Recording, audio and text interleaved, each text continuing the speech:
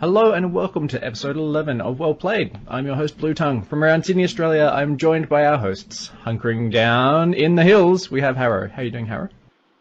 Not too bad. Feeling very hot. This weather is lovely. Been converting all our older podcasts and uploading them to YouTube. Quick question, fellas. Have you guys seen the new trailers for Captain America Civil War and Batman v Superman? I most certainly have. Yeah, definitely. Yep. I thought Civil War looked incredible. Okay. And do you think Batman v Superman showed too much? I'm not entirely convinced of the theme as yet. But I'm open to the idea of the Batman versus the Superman things.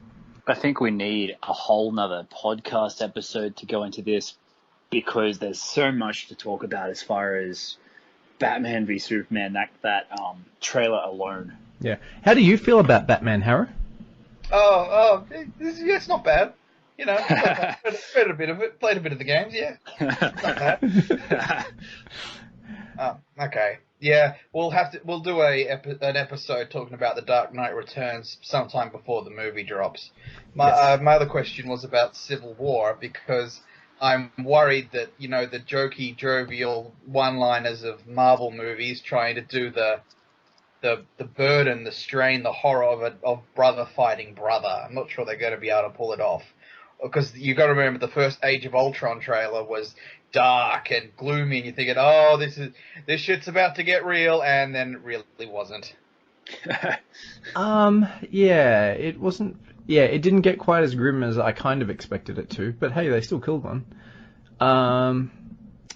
Yeah, as far as the actual trailer goes, I still think it's got like a lot of merit, and I'm more interested in the story and it being of sound and like valid reasoning in that sense than I am in making sure that it's kept thematically equal to the previous movies, or like in the same sort of vein or like level of heartedness. Okay. Cam, Bauxite? Yeah, my concern is one that I don't think a lot of people are going to share. If you're not familiar with the comic book, but just to be brief here, the trailer so far doesn't seem to feature so many characters. So we're having a civil war between what looks like, 6 Avengers kind of thing. It doesn't look like such a full-scale civil war as what we saw in the comic book when you had, of course, all those different characters. It might just be a bit small scale. That's my thing. Well, remember, there was a trailer. Yeah, exactly. They can't contain everything that's in there. And there are characters still to be introduced that will be in the movie. So, and there's characters that may not have been visible in the actual thing. So yeah, who knows what side Ant-Man ended up on? Yeah. I liked the look of Black Panther. I was excited to see his first appearance. That was cool. Did you guys notice him? Yeah, and certainly the rationale for his inclusion looks interesting as well. Yeah, there was a rumor that Spider-Man was like hiding in the background of one of the shots in the trailer. But I had another look at that shot, and that sounds like absolute rubbish to me. People have pulled that apart, though, and that's one of the great things about trailers like this, watching people pick apart individual frames. Now, how hard do you have to squint to see Ant-Man is my question. All right. Blazing in from the Blue Mountains, we have Cam. How you doing, Cam? I'm really good. We've already discussed a Marvel movie, so, I'm good. It's been an excellent start to the podcast. Yes. Look, this has been one of those really stressy weeks as far as PhD and all other elements of job hunting and freelancing go. I'm working on a couple of freelancing articles, so it's just been a hectic week. Looking forward to the end of it, though. Excellent. I believe you have an occasion of some consequence coming up at the end of this week. I'll be becoming a real adult, turning 30 at the end of the week. So, yeah, kind of looking forward to celebrating that. But, I don't think I've yet learnt to adult. I've kind of done that in little patches here and there as far as kind of, learning to take responsibility for one's actions and, dealing with adversity quietly rather than complaining to everyone else. So, yeah, we'll see, if I'm capable of growing a beard in a year or two. I'm sure we can give it a run. But just remember, with great power comes great... No, okay. Gliding in from Gladesville, we have Bauxite. How you doing, Baux? Yeah, I'm okay. I've been waiting to hear back about a job for a couple of weeks now. Yeah, I'm getting a bit impatient and also very nervous. But I should be getting a call, inverted commas, soon. Yes. Soon, yeah. TM. Yeah, we'll see how that goes. But, Yeah. like Cam said, I'm doing okay. We've already talked about a Marvel movie, but on the other hand, we've already talked about a DC movie. So, so how you doing, Bluetongue? I'm doing quite well. I've been spending a lot of time in Darkest Dungeon again. I've now racked up in the order of about 50 hours in said Darkest Dungeon. I really love the game. It's like one of the best value games I've like ever encountered, and I'm finding it to be quite a challenge to actually make significant progress in it. So, I've finally got a group up to where I'm happy and continuing with that. And I'm also I've been finishing off Jessica Jones as well. That's been quite satisfactory. Yeah. Last episode, that was amazing. The scene of spoilers. Okay. Alright, so if you're going to spoil it, just give me like 10 seconds here. Okay. From the last episode, or yeah, alright, go. It's not from the last episode. It's from about episode 6 or 7. Episode where Kilgrave gets locked up in the cell and Trinity's left with him, and I'm just looking at it, just going, "Oh my goodness, did that just? No, not like this. Oh, so stupid." Yeah. It's almost as bad as like a villain's massive monologue allowing the hero to escape during some ridiculous Austin Powers movie. Like, It's when you capture the devil, you don't let Hitler babysit. Yeah, I know. oh my goodness, like, how did no one see that coming? Oh, my brain. So, that aside, also been researching some other stuff. I've been having a look at a couple of games to try out. I haven't actually tried Binding of Isaac yet, and I've heard really good things about it, so that's gone onto my wish list along with City Skylines to scratch that city building itch. So, Well Played is a podcast about sharing comic books, graphic novels, movies, TV shows, computer games, and board games we enjoy with our listeners. Fair warning, we're going to spoil the hell out of everything we talk about. So, without further ado, let's get stuck in.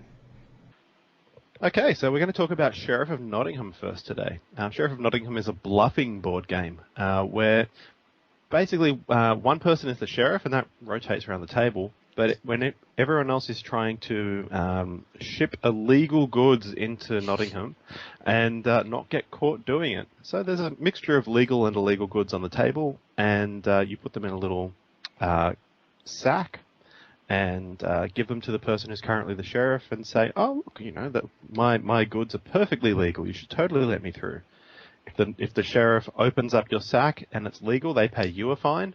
They open it up and it's full of illegal things, you pay them a fine. And yeah, it's quite intriguing. So we've played Sheriff together, guys. What do you guys think? It's a fun game. Sorry, go on. I knew that had happened. You were doing so well. Alright, so I've played it twice so far, and I bought it at a whim, and I'm actually really happy with this purchase, as opposed to, say, something like Splendor, where I regretted it immediately. Sheriff has some really good production value. I really love that about it. Very colourful, very creatively presented. Even like the boring goods cards still are like interesting in their own way. And I find the game to be more complex than a straightforward bluffing game, which satisfies me to like a great deal because I hate lying to someone's face in these sort of things. What about you, Cam? Basically, it's not just a well-designed and interesting game in terms of the visuals, but yeah, it lends itself to some good anecdotes as far as the things that you find in other people's bags in terms of your ability to get away with bluffing. I think that works exceptionally well. I had to say I love this game. Cool. What about you, Harrow? How did you feel about it? No, I think it's a lot of fun. I enjoy bluffing and playing people and putting on my game face and my completely monotone voice and seeing what I can get away with. It's good because I got to test my limits of how much I could bullshit.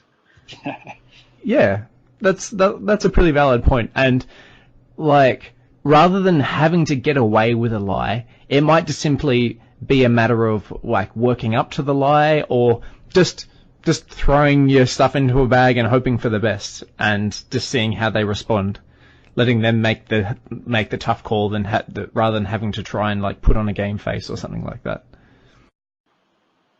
Okay. Yeah, I actually found there's a few situations where what I've really enjoyed is basically putting 100% legitimate goods in the bag, and then acting just a little bit shifty, a little bit sus. Getting challenged on my bag and going, okay, look, we can make a deal here, we can work something out, and then never actually making a deal that was very satisfactory to anyone who thought that I had any contraband in there. Getting opened up and cashing in on a big money day because all my goods were legitimate. Yeah. So I really like playing people in that way. Yeah, you can really poison a well there in terms of if someone thinks they can read you, and you keep like putting bribes on stuff and like keep adding contraband, that round, like that last round when they're expecting you to go for the big like finishing move, you just punish them when you put all legitimate goods into the bag and pretend like it's bad. So, a mechanic I enjoy is, let's say the four of us are playing. Bauxite's got his bag. I don't care what's in it, but I noticed that Bluetongue is the sheriff, and Bluetongue has way too much money for my liking. I'll just be like, Bluetongue, Bauxite's totally playing you. You should totally check his bag. Look, I'll even contribute a few coins to it. I'll pay you to check his bags, knowing that, he likes to play the shifty, and then you get bled a lot of coins. I enjoy, the third person screwing over. Yeah, there is that element to it as well. So I guess you're always participating in the game in that way as well. So that's a positive. That's a good point. Yeah. That's a real struggling point for a lot of games out there, is where you're sitting down not being involved for like half the game at the very minimum kind of thing. Whereas with this one, you always can contribute something if you want to. You mentioned at the beginning there, Bluetongue, about how you don't particularly like to kind of lie to someone's face. You don't like that element of some of these games. When it comes to this, do you think that this game manages to differentiate itself a little bit from, say, Avalon or one of those other titles where you'll have to lie as part of the course? Yeah, absolutely. So this is both like a bluffing game mixed with a trading game. And if you want to play it as a hardcore trader as opposed to a bluffer, where you're always just trying to eke out slightly better trades with your counterparts, you can play it that way instead of just lying to their face and hoping that you get away with it. So, for instance, my favorite strategy is, of course, as soon as I get the sheriff, I'll be like, okay, corrupt sheriff is in town, accepting all bribes and trades. Like, so you can basically, you can sort of make an agreement, a mutually beneficial agreement with people, like you let their goods through and they let your goods through, kind of thing. They don't, strictly speaking, have to abide by a said agreement. But then again, no, every agreement is binding. No, but not only those things on your own turn, on that specific turn. So because the follow through is on the following turn, they don't have to abide by their part of the agreement. So I have to trust them in that sense. But then again, it speaks a lot to someone's character if they're willing to sort of make an agreement like that and then just punish you for the sake of maybe winning a board game, maybe. Yeah, I don't think I've ever seen anyone make an agreement that goes between turns and then renege on that. It just hurts their character too much in the meta. Yeah, exactly. And from that point onwards, they're like completely burnt from doing that sort of activity. Yeah. So another feature I really liked about this game, and sort of lends itself to the production value, is called the Clip of Doom, where essentially you have a little pouch that you put your goods in, and you say, oh, that's 4 cheese. And basically, as soon as you clip that closed, you can't reopen it and change what's inside. And then you give it to the sheriff, and the sheriff has to make the decision about whether or not to open the clip. Now, the clip itself is the turning point. So as soon as that clip comes apart, the sheriff has to look in it. He can't like just pretend or something like that. And it sort of finalizes any trades or agreements or negotiations that are taking place.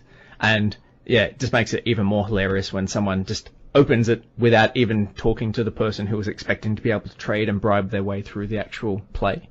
Yeah, I thought that was really great. How did you guys feel about that? I thought, once again, we mentioned how well designed this game is, and I thought that was one of those things where clearly they've taken some time to consider the design mechanic there and work out physically how that would play. I mean, yeah, if you had some other way of doing that, I'm sure that people would try to game it by saying that they didn't really open the thing, or, you know, I'm sure there would be other ways that people would have kind of worked that out. So I think, yeah, this is quite an effective game because they've put thought into each individual aspect. Yeah. The only drawback with this Clip of Doom is Bauxite and I play with this one individual, Brendan, who likes to pretend to open. He goes through the entire motion hoping to get a rise from you, which is fine occasionally, but he'll do it 3 times on each player, just hoping they'll let something slip. So yeah, that's the one part I don't like about the Clip of Doom. People trying to continuously fake you out on it. Yeah, Yep. but at least the actual click, very loud click noise it makes lets you know that they've actually done it or not. So, Yeah. And I guess the other alternative is them pretending to open the bag and, you know, oh yeah, I'm opening it right now. But yeah, that's how Brendan sounds for all our listeners. So. Exactly like that. Yep. How did you guys find the replayability of this game? Do you feel like it's got a lot of sort of like a long-term collection kind of value to it, or? In terms of within an evening, I reckon you could play it twice in a row before, you know, you really started to wear it out, because it can go on a long time especially with 5 players. This is, how many rounds is this? This is like... Yeah, I think you're looking about 10 rounds. 10 rounds of like each person, like 10 times of each person being the sheriff. Each person is the sheriff twice in a 4 or 5 player game, and each person is the sheriff 3 times in a 3 player game. Okay, sure. So, yeah. So, I mean, that can go on a long time, especially if people are slow about making decisions or whatever. But even so, you know, I found that to be fairly enjoyable, even if you play it twice in a row. In terms of long-term replayability, I think I've had about 30 games over the last 18 months or so. Oh, wow. So has it been out that long? Well, I've been playing it since my mate Andrew had it in Wollongong a while back. So. Oh, sure. Okay. Yeah. Yeah, I've only noticed it on the shelves just recently, and I obviously hit tabletop recently as well, so that's sort of, I think that's maybe the big time for board games as soon as they get reviewed by Will Wheaton. It's your... By whom, sorry? Will Wheaton? Sorry, say Cool Whip. So I'll add something in terms of replayability. The 3 times I've played it, it's been with Bauxite, but then the other 2 players have been different each time, and I've really liked that. Yep. In what way? Having different people to get a read on each time, and then getting better and better at seeing through Bauxite's crap. I enjoy that, having the one guy you've played before and 2 entirely new people you can try and stare down. What are some of the other games in this kind of sort of genre, I guess, is my next question here is if other people had other games that they enjoyed, what, you know, might they enjoy this? Like, what kind of games come to mind as far as recommendations or similar enough games? You know that really old game just played with a normal deck of cards called Sheet? Yep. In a Yeah, lot of definitely. ways, that's very, very similar. But yeah, many of the hidden role games would be similar sorts of things as well. So yeah, One Night Werewolf, I think you probably get a kick out of this. It's a lot less. You don't in One Night Werewolf, you kind of are forced in a position to lie, whereas in Sheriff of Nottingham, you can actually choose what situation you want to be in. You have control over whether you're shipping legitimate goods or contraband, and how you want to lie about that. Whereas in something like One Night Werewolf, yeah, you get given a roll card, and maybe you're stuffed, maybe you're not. Maybe you need to lie like, someone who lies a lot. Who lies a lot? Nazis? I don't know. Prime ministers, Politicians. Politicians. Right. Yeah, so whether you want to lie like a politician or whether you want to just... Yeah, anyway. That was actually one feature I quite liked about this. I watched through the tabletop play of it today, and the winner of that game was actually someone who didn't really try and ship that many illegitimate goods. She just concentrated on getting the maximum amount of as many as she could of the different varieties of normal foodstuffs. And she won that way, which was cool. So she didn't actually you don't need to have the illegitimate goods in order to get ahead in this game. Really? Because she must have been getting fine money as well. People. Oh yeah. Yeah. So people opening 4 chickens and then going, oh dear. She's been honest every time so far. It's about time she lied. I'm going to open her up. Yeah. And that happens more than you think, dear listeners. Yeah. Like, you can just get punished so often in this game. People put, like, fake bribes down. They'll just go, oh yeah, here's a couple of coppers. And then you're like, oh, that's a really crap bribe. I'm going to open it up. And you open it up and it's just completely legitimate. And you're like, oh, man. And then they'll do the same thing and you go, no, I got burnt last time. And then they'll just put the whole pack into their, like, illegitimate goods pile, which is so punishing, so punishing. Alright, so I think we've already mentioned the highlights and lowlights for this game. So the highlights are whenever you get, like, a major score in this game. Either you get a whole bunch of illegitimate goods through, but the most satisfying would have to be pinging someone's complete sack of illegitimate goods. Like, there's nothing more amusing than seeing your opponents, like, look of complete despair when they, when you open up their satchel and just pull out, like, 5 red cards and just go, what a shame. It'll be all the money, please. Yes. So as far as value for money goes, this is fairly standard in terms of the actual price point. I think it goes for about $70 Australian. You can pick it up from most board game stores, Good Games, Games Paradise, all that sort of stuff. I think I actually got it from a place in Parramatta, but yeah. Basically everywhere stocked it. It's become quite in vogue of late, and yeah, I'd like to recommend it to everyone. This is certainly going to sit in my collection for a fairly lengthy amount of time, and it's a nice little sort of bit more lighthearted than your more serious like games like Resistance and Avalon and stuff like that, where you're constantly trying to ferret out the traitor in the ranks and that sort of thing. Yeah, well, this is on my list of things to pick up at CanCon later in the year. So. Excellent. I think we'll have to go through everyone's list for that later. Yeah, actually, I think that's probably a good idea. Yeah. One more feature I really liked about this. It really lends itself to role-playing and to making fun of this whole corruption type scenario that you're in. So trying to, like, sneak things past the sheriff and pretending to be innocent and stuff like that. And given that you're like the Sheriff of Nottingham and everyone else is like a mere tradesman, I am but a humble baker. I bear no ill will towards your kingdom, etc., etc. It's tons and tons of fun to do that sort of stuff in this game as well. I recall, on the other hand, sort of along the same vein, when sort of, you have the whole times when you're winking at someone, you're kind of, quite clear that there's some dodgy dealings going on, and sort of, at one point I was smuggling something, and it was quite clear by the amount of bribe that I lent Bauxite that that's what was happening. He was like, "Oh, sure, sir. Feel free, go ahead." What? Contraband? When I laid it out there. It lends itself to these kind of times. I certainly think that on that kind of recommendation alone, on that level of the kinds of stories that'll come out of this and the kinds of memories you'll get from it, that alone is worth getting this game for. Yeah. Another suggestion I'd like to put forward, surely in numerical value, when you're the sheriff, it often pays to reject these bribes that people are putting to you, depending on, especially earlier in the game, less so later in the game, because people start like double bluffing you and putting down bribes when there's actually no legitimate goods there. No illegitimate goods there.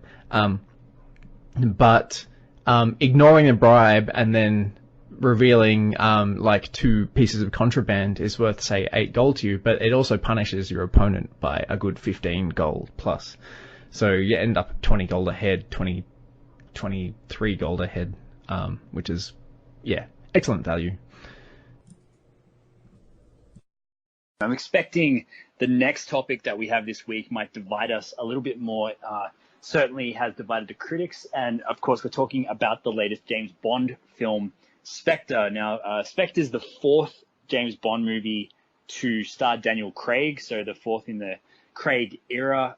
Doesn't look likely to be Craig's last film after it's been revealed that it's more likely than not that he will be staying with the franchise. Now, here, this is a pretty key kind of Bond film in that, as well as being Craig's 4th Bond film, it's also one where we see the organization of Spectre reintroduced into the Bond franchise. Now, for those of you not familiar with it, that is kind of the organization, Spectre, a terrorist organization that Bond traditionally in the older films was up against. Now, the term Spectre hasn't really been used in a Bond film since the 1970s when Bond was up against Ernst Stavro Blofeld in Diamonds Are Forever. So that was Sean Connery's last official Bond film.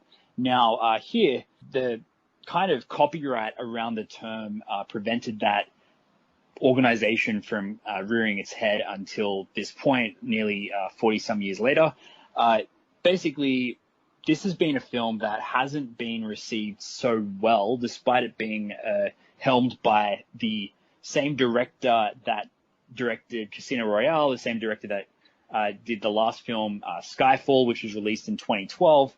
Both of those 2 films, Casino Royale and Skyfall, have been heralded as being among the best Bond films that we've had so far. So this one has not been seen by a lot of critics to live up to that. I take it we've all seen it.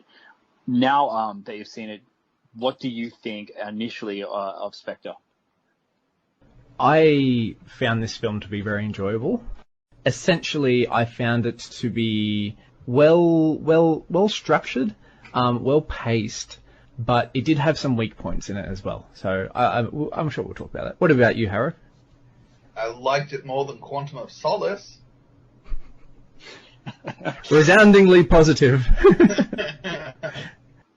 I didn't like it.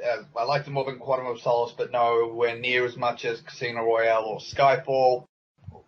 We can talk about the strong points and the weak points later. Sure.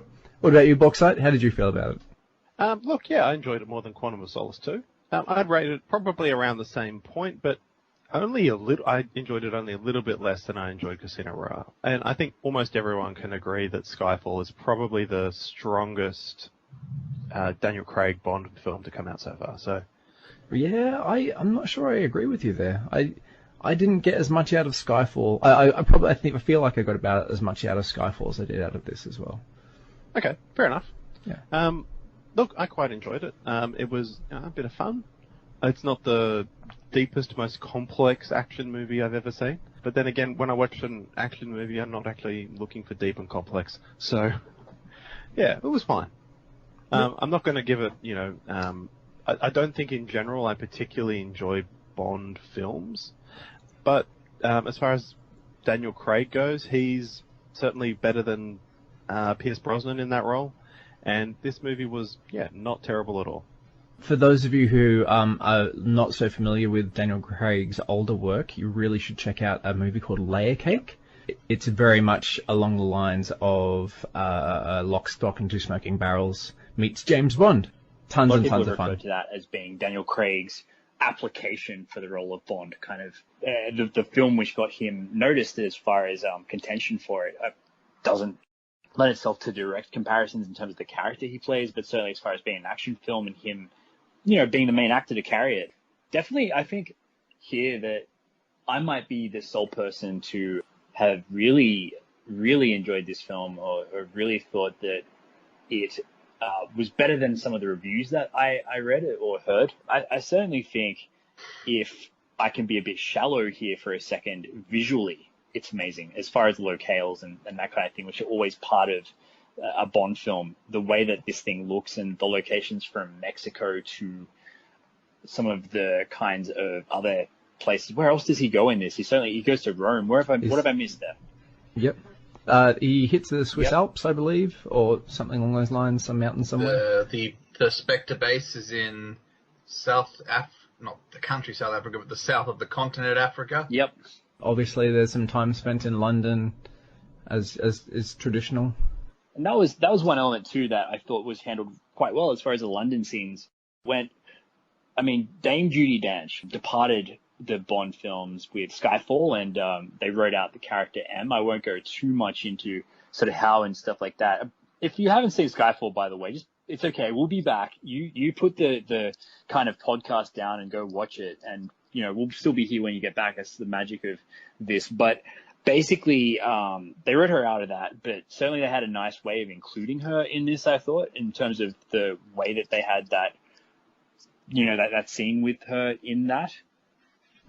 Yeah, okay, so this is obviously going to be the spoiler. So essentially, she comes back as basically a voice from the grave, giving James Bond directions towards the organisation of Spectre. So essentially, what she reveals to him will essentially be his first step on the path towards revealing this large, insidious organisation that's, as with all such organisations, spread into all corners of the globe and stuff like that. In traditional James Bond style. What did you guys think about the threat of the villain? Which one? Well, Spectre. I guess the big bad plan is surveillance. How threatening did you guys actually feel that was? I think it's more a matter of the person behind the actual action. So having someone with access to all that information is somewhat threatening. But I guess there's only so far you can take this whole everyone is going to get killed because of the actions of this person. Definitely that usual James Bond trope of there's this device and it's going to melt London or something, and it's, we've got a convenient timer there that'll let us know how long until London is melted. But Bond stopped it after the Bond villain explained how it all worked in his ranting monologue. Certainly, it didn't use that to the same extent that we're used to, but it certainly was there in its own way. Yeah, it was. They were trying to stop the head of MI5, and they stopped him just before the whole system came online, and they were able to shut it down. And, they did have that element in it. He was nicknamed C in this movie. Yeah, I certainly think he wasn't the main big bad, though he played a significant role. But definitely the introduction here of Ernst Stavro Blofeld, which is actually a little bit of a spoiler there in my saying that, but we did give a warning at the beginning of the podcast, but I guess the biggest spoiler to follow here, in that he starts out with a different name. I think it's Franz Oberwald. Yeah, along those lines. Like as played very ably by Christoph Waltz. Christoph Waltz from previous Quentin Tarantino fame. So he was in Inglourious Bastards. He played a memorable kind of menacing Nazi character in that, and he was charming Nazi. And he was also in Django Unchained. I dare say he was a little bit underutilized, given how amazing Christoph Waltz was. Am I alone in thinking that? What did you guys think about the main big bad in this? You are not alone. he was, in my opinion, was massively underutilized. Yeah, I'd agree with you there as well, absolutely. But obviously, it's no criticism of the actor. I know entirely what he's capable of, but the way his character was written, he didn't have that as good an opportunity to really present what he does well, which is big monologues and big strings of thought and explanations of things which reveal like an overall insidious plot. Ironically, as a Bond villain, you'd think he'd have ample opportunity to do that, but I don't think it came off as nearly as well as it has in his previous movies. There might have been one scene where he probably did that, which I thought was fantastic, was when he shows up in that big boardroom meeting with all the Spectre characters and his face is shadowed. To begin with, that's the way they used to portray Blofeld. They tried to hide his face in those scenes. And kind of nice tip of the hat to a previous scene in another Bond film called Thunderball, where they have that same meeting take place, where Spectre outline all the kind of things that they've done, and the menacing way where he talks about what he's done and then kind of turns at towards James Bond and calls him by name, you know, the "we know that you're here" kind of reveal. But were there any other good moments in this that I'm not thinking of that kind of showed a little bit of what this guy is capable of? I think the torture scene is probably something that's fairly memorable from yeah. It's very intense. Not quite as intense as Casino Royale's. Yeah. Yeah, exactly, though. Like, ironically, of all the things that he could do, I found Casino Royale to be much more full-on and a bit females found it as full-on. Yeah, I understand. I felt his pain. But he was... The actual scene itself, I felt, was a little bit overdone. It just seemed too elaborate. Whereas one of my criticisms of the movie in general, I think, is things were too elaborate that had been boiled down into simplicity during Casino Royale. So in Casino Royale, when he gets captured, is he all he does is flip his car while he's driving along the road at ridiculous speeds. And then he wakes up and he's been caught and everything goes pear-shaped from there. Whereas this one, it's not nearly as it's a bit more elaborate. They sort of walk knowingly into a trap, and it's all a bit overdone. Yeah. The whole. What about you, Bauxite? How did you feel? Look, I found the torture scene to be okay. It wasn't very. I don't know. Look, I'm going to use a machine to poke out bits of your brain. Cool.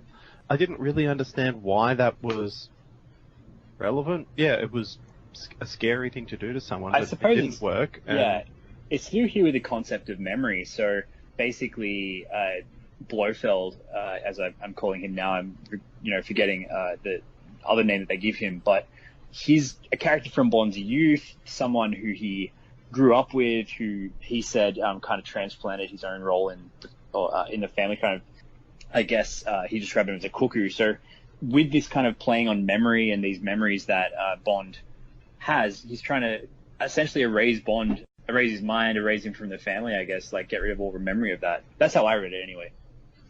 I think not only that, I guess part of his the attempted insidious nature of him was this whole him planning out all the other stuff, all these other tragedies that have happened to James in the recent history.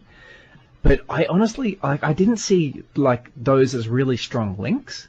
I didn't see that as oh yeah, he definitely had his hand in that as being that significant. Yeah, I sort of felt like it was hey, it was me all along. It's like, really?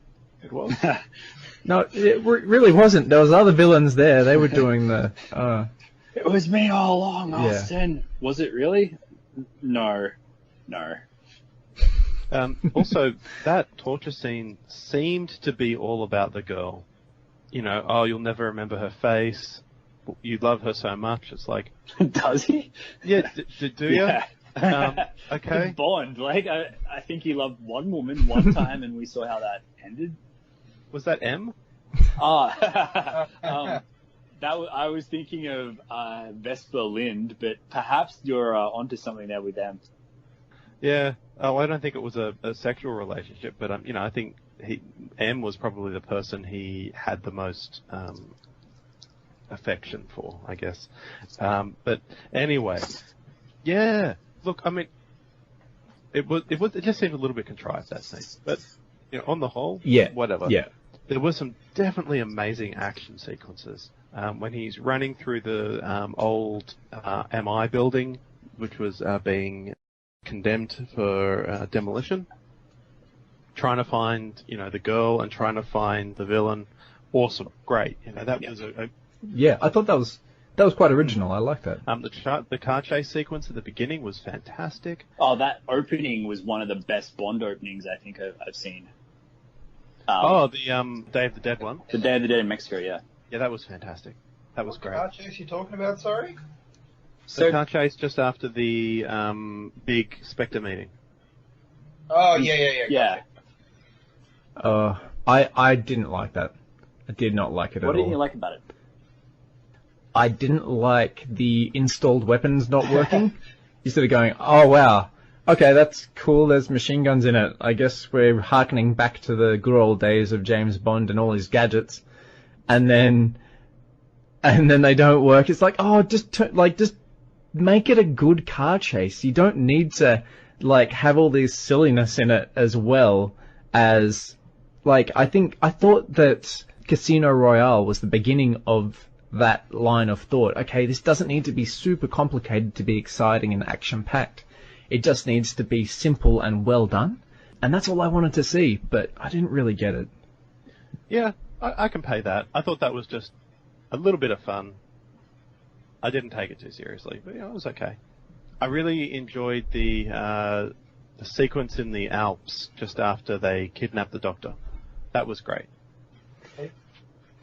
Yeah, again, going back to a bit of fun. I think this is the very point that I find a little bit disheartening about this show is it suddenly stopped taking itself quite so seriously, and that's kind of what I liked. I liked it being serious. The stakes were really high.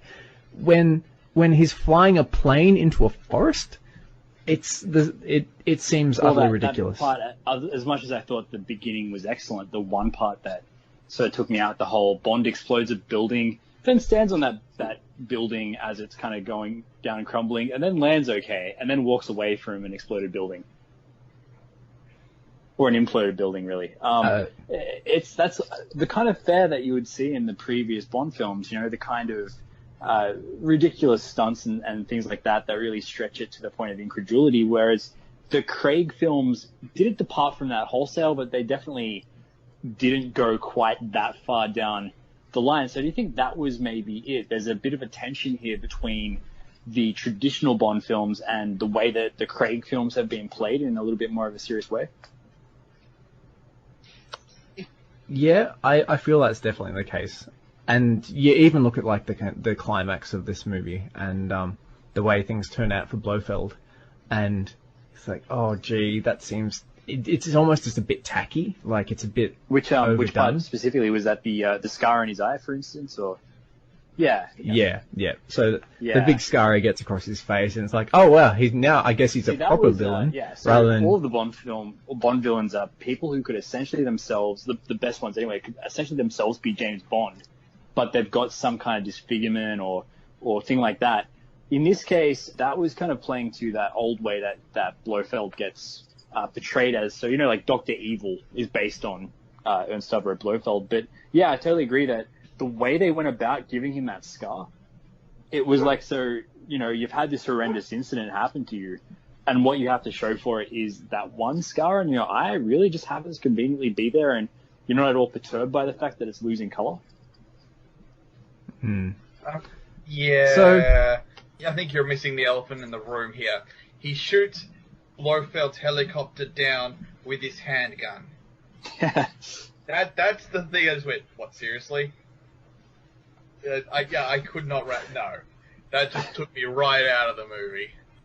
Yeah. Well, it happened before that for me, being when he ejected out of his car, and I was, oh really? We're going back to that school of James Bond. I just wanted something a bit more just genuine, just like a bit more heartfelt. So enough about like the seriousness of the actual movie. What about the other actors that we haven't really... We've touched on briefly. So aside from Christoph Waltz and Daniel Craig, we've got Leah Seydoux. Sorry for French listeners. Oh my goodness. Incidentally, we have French listeners. And who knows? Maybe. And Dave Bautista. I thought they were really good. How did you guys find the other Dave actors? Bautista, he executed his dialogue perfectly. So he basically says one word in this whole thing. He's a silent assassin. But he says it so well.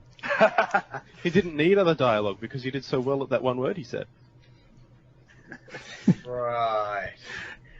I'm going to say he was not a good Bond, a baddie henchman, whatever you'd want to call him, because you look at the good ones like Odd Job or Jaws or whatever, you see them being good at their job before James Bond gets there. We get Mr. Hinks, and he just keeps failing to kill Bond again and again. He looks incompetent, not menacing.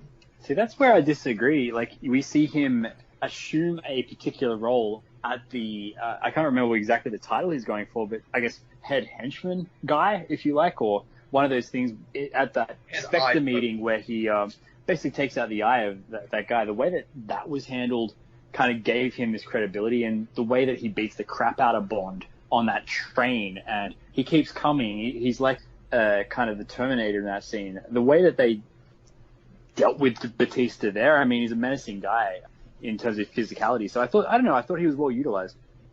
Yeah, I actually agree with you there. That said, it wouldn't have hurt to give him, say, a bit of dialogue. Like, I think it would have been at least a bit more respectful to Dave as an actor. No contradictions. Good. This is, Although I think we've probably all got very different levels of enjoyment out of this film. We don't actually seem to disagree on any particular thing. Yeah. I think so far the consensus around it seems to be that it was better than Quantum of Solace. Yeah, and less good than the other two? Yeah. Yeah, so Rotten Tomatoes ratings, Casino Royale 95, it's got a golden tomato. Quantum of Solace got 65, Skyfall got 93, and then Spectre got 64, which is slightly worse than Quantum of Solace. Oh, wow. If you can believe it. No, I don't believe that. I actually found the threat of surveillance to be a little bit more tangible than, hey, we're totally taking these guys' water, and we're going to charge them lots of money for it. Woo! It's like, yeah, you do that. Yeah, Sydney Water is the villain in Quantum of Solace. Spoiler warning. Yeah. Whatever. Yeah, I quite liked. I didn't find Quantum of Solace as terrible as a lot of people seem to. I watched. There was an edit of it. You know, when you're on a flight and they don't show you the full film for content reasons or whatever, they show the edited down version. There was an edit of it that I watched on. I think it was a flight to Tokyo, and I was like, "This is actually a really zippy movie. They managed to get through all this quite well, because they cut out a lot of the fluff." Well, that's, so yeah, would watch on about its quality. Quantum of Solace is the shortest Bond movie ever made, and you're telling me cut fluff out? But they cut some stuff out. Yeah. So certainly watch it on a plane if you can. Yeah, in the same way that you can cut a lot out of Episode 1 of Star Wars and make it a better movie. Yeah, if you remove Jar Jar Binks from it. Yeah, I mean, what is it, the machete edit? That cut out like 95% of the content from Episode 1? Yeah. So the machete edit is basically a way of watching the films where you skip Episode 1 entirely. Oh, no, there is one way to edit. There is one edit where you actually get like about... Phantom edit? I don't know. There's one that's like about 10 or 15 minutes of actual Episode 1 content in there. I just want to draw a quick comparison with some other James Bond movies. So, Tomorrow Never Dies, The World Is Not Enough, and Die Another Day are the Pierce Brosnan ones. How did you forget? Well, I didn't actually forget GoldenEye. I didn't mention it because it wasn't as terrible as those ones. And those got on average 55% in Rotten Tomatoes, which is bad, very bad. And the fan ratings were worse than that. Whereas generally the fan ratings are, I find, quite a bit higher, depending on what kind of movie it is, for action sequences like that. So I think at least the franchise has turned a positive corner in the actual movie content and the actual believability of the movies and stuff like that. I liked Tomorrow Never Dies. I like the idea of, when the exclusive is not enough, news media outlets will make its news. Yeah, basically, I can't hate that movie because Rupert Murdoch is basically the bad guy. I thought that was actually fascinating, and it wasn't a bad film. I thought it was more kind of not as good as GoldenEye at the time. Yeah. Certainly, I know that people have complained about certain elements of it, but I'd say The World Is Not Enough was a good Bond film. I like that one.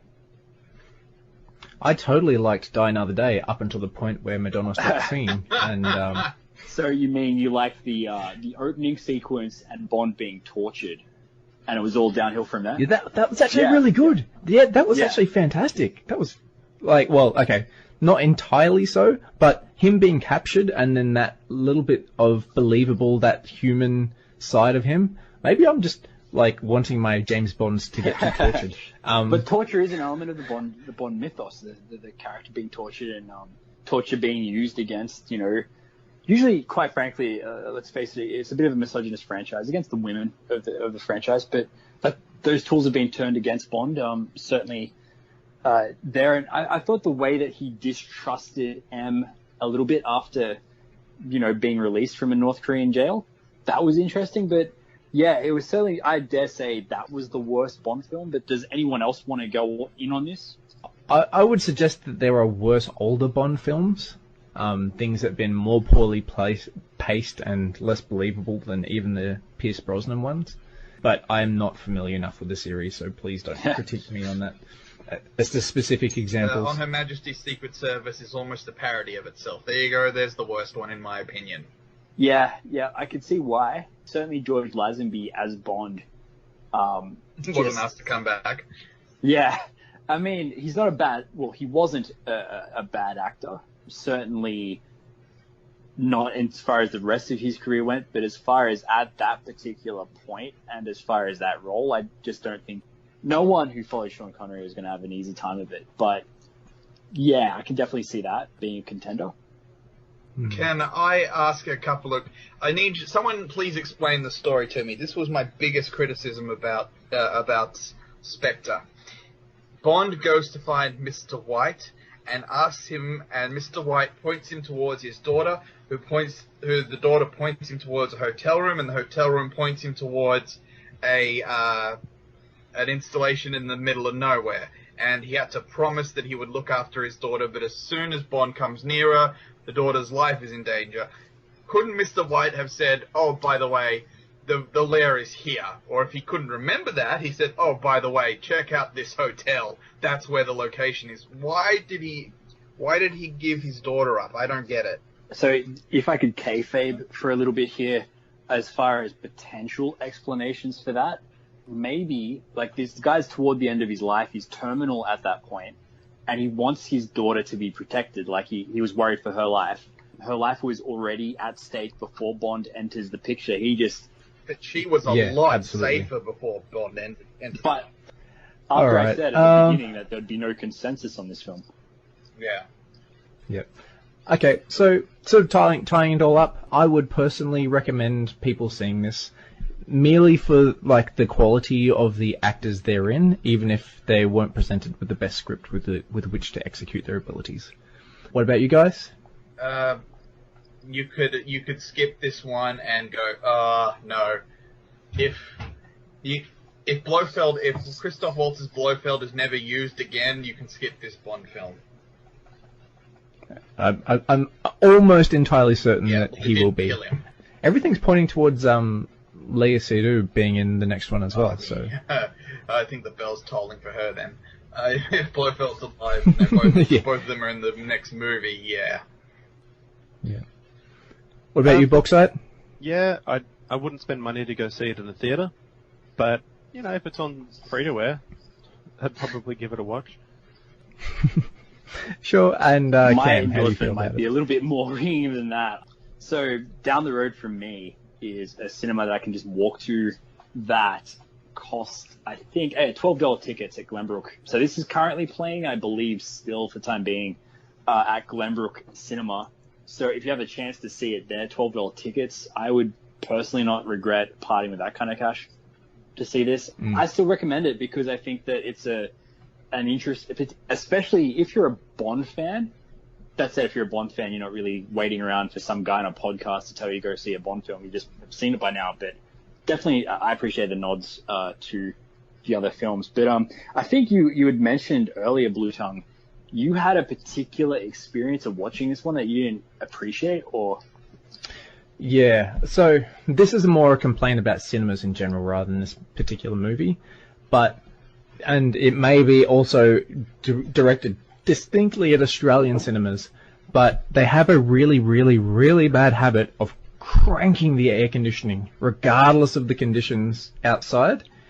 And at the time, I was just coming down with something sickness-wise, and I was in like 40-degree heat outside of the actual cinema. We went in there, and I went in with my thongs and my shorts and my t-shirt, and it was brutally cold. It was like, I don't know, it felt like about 13 degrees. It was unpleasant in the extreme, and I usually make a point of taking with me like a jumper every single I go into a cinema. But oh my goodness, it's not that hard. It's like 20-something degrees is fine. We don't need like powerful air conditioning freezing the audience in place in these places. Well, yeah, that was to put you in the mood for the Switzerland scene. Huh? Yeah. Oh man.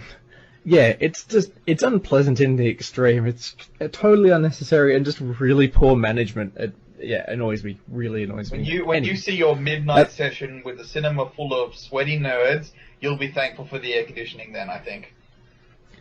Oh, I am. No, like don't get me wrong. Air conditioning totally necessary. Subarctic kind of levels of air conditioning, yeah. Yeah, perhaps a little bit excessive, maybe. I said subarctic, I meant sub-zero. Anyway. Yeah, so that slightly tainted the movie for me. I think I probably would have enjoyed it even more if I had not had to have that experience at the same time.